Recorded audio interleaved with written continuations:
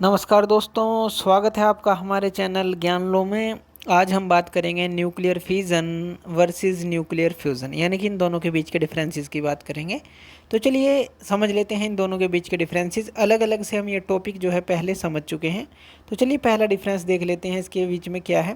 पहला डिफरेंस क्या है, जो न्यूक्लियर फिजन है वो हमारा स्टार्ट होता है जब हम एक न्यूट्रॉन को बॉम्बार्ड करते हैं यूरेनियम 235 पे, और न्यूक्लियर फ्यूज़न जो है होता है वो स्टार्ट होता है हाई टेम्परेचर पर। चलिए इस चीज़ को हम समझते हैं कि इसमें हम कहना क्या चाहते हैं।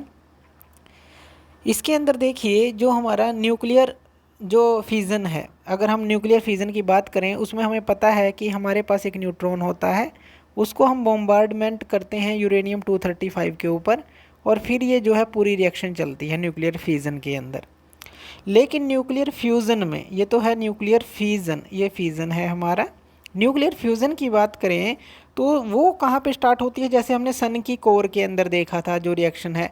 तो न्यूक्लियर फ्यूज़न के लिए हमें चाहिए हाई टेम्परेचर। तो हाई टेम्परेचर इसको चाहिए, लगभग जो होता है 10⁻⁷ केल्विन का, इतना ज़्यादा टेम्परेचर चाहिए इसको स्टार्ट करने के लिए। पहला डिफरेंस तो इन दोनों में यही है कि यहाँ पर न्यूट्रॉन की बॉम्बार्डमेंट करनी पड़ती है स्टार्ट करने के लिए प्रोसेस को यूरेनियम 235 के ऊपर, और यहाँ पर हाई टेम्परेचर हमें चाहिए। तो पहला डिफरेंस तो हमारा यही बन जाता है। दूसरा डिफरेंस, जो दूसरा डिफरेंस है, यहाँ पर आपको हैवी न्यूक्लियस, जो न्यूक्लियर फिज़न है, स्प्लिटिंग अप हैवी न्यूक्लियस इसमें होता है, और न्यूक्लियर फ्यूज़न के अंदर फ्यूजिंग ऑफ लाइटर न्यूक्लियाई होता है। चलिए इस दूसरे डिफरेंस को समझते हैं।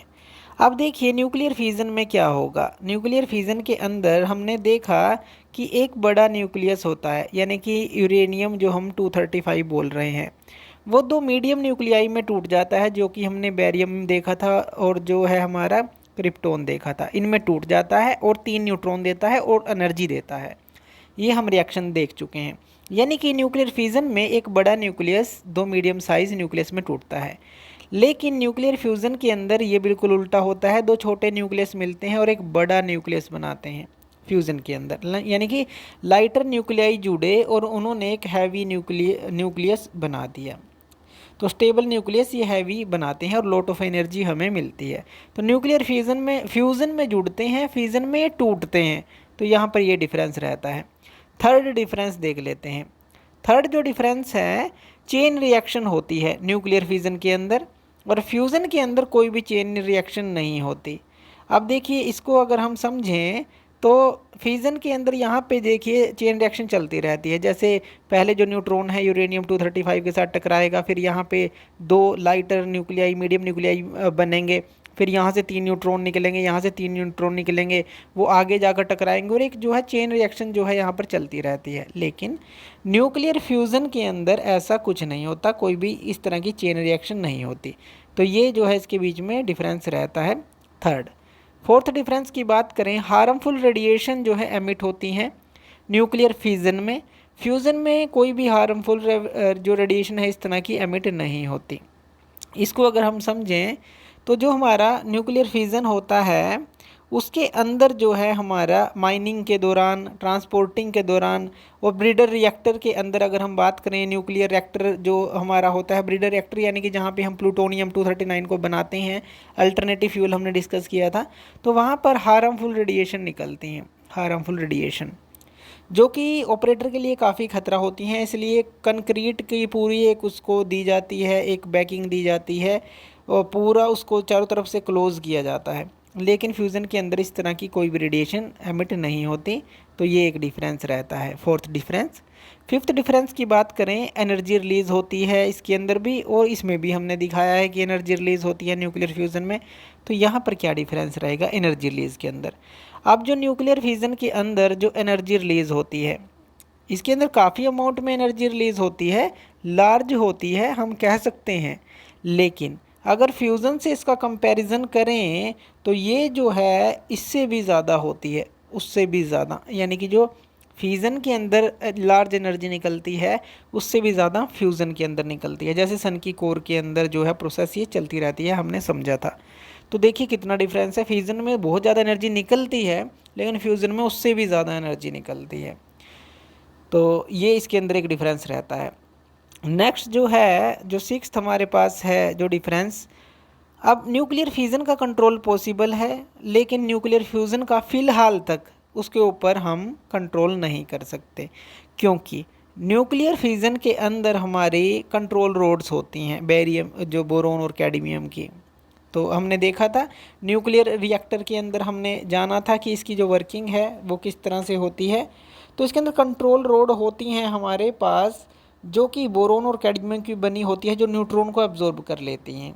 तो कंट्रोल हम करते हैं और इलेक्ट्रिसिटी बनाने के लिए इसका यूज़ भी करते हैं न्यूक्लियर रिएक्टर में। लेकिन न्यूक्लियर फ्यूज़न में अभी तक ये ऐसा पॉसिबल नहीं है। इसका एग्जांपल हाइड्रोजन बम हम कह सकते हैं कि उसको हम कंट्रोल नहीं कर सकते, इतना बड़ा उसका जो लॉट्स ऑफ हीट उसके अंदर से निकलती है। तो ये जो इनके बीच में यहाँ पे डिफरेंस बनता है। नेक्स्ट जो है हमारा जो सेवन्थ अगर हम डिफरेंस देखें वो क्या है, जो फ्यूज़न वेस्ट है वो रेडियो एक्टिव होता है, लेकिन अगर इसके अंदर हम बात करें न्यूक्लियर फ्यूज़न में, वो हमारा इतना रेडियो एक्टिव नहीं होता। ये इसके अंदर रेडियो एक्टिव निकलता है लेकिन इसके अंदर नॉट रेडियो एक्टिव जो होता है, न्यूक्लियर फ्यूज़न में जो वेस्ट होता है नॉट रेडियो एक्टिव होता है। तो इसलिए ये तो जो है पोल्यूशन भी करता है, तो पोल्यूशन होता है रेडियो एक्टिव क्योंकि इसका वेस्ट है, और ये जो है उस तरह का पोल्यूशन नहीं करता जिस तरह का ये करता है। तो फ्यूज़न और फ्यूज़न के अंदर जो है इस तरह के काफ़ी सारे डिफरेंसेस जो हैं आप जान सकते हैं।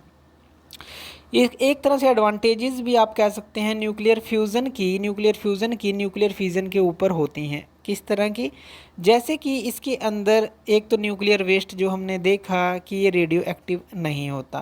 तो न्यूक्लियर फ्यूज़न की जो रिएक्शन है उनके अंदर रेडियो एक्टिव जो सब्सटेंस है वो इन्वॉल्व नहीं होते, जिससे कि जो है उससे क्लीनर है। न्यूक्लियर फ्यूज़न से ये रिएक्शन क्लीन होती है, और अगर हम इसका यूज़ कर सकें, किसी तरह से यूज़ कर सकें इसका, अगर हम कंट्रोल इसके ऊपर कर सकें तो ये काफ़ी फ़ायदेमंद हो सकता है।